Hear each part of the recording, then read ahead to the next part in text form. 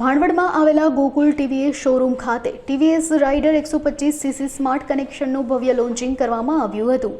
આ launching cabinet મંત્રી મુળુભાઈ બેરા અને તેમના પુત્ર હર્ષદભાઈ બેરાના હસ્તે કરવામાં આવ્યું હતું। આ પ્રસંગે ભાણવડ શહેર પાલિકા પ્રમુખ, શહેર ભાજપ પ્રમુખ, ભાજપના અગ્રણીઓ, ભાણવડના વેપારીઓ અને લોહાણા મહાજનના ટ્રસ્ટીઓ સહિતના અનેક મહાનુભાવો ઉપસ્થિત રહ્યા હતા।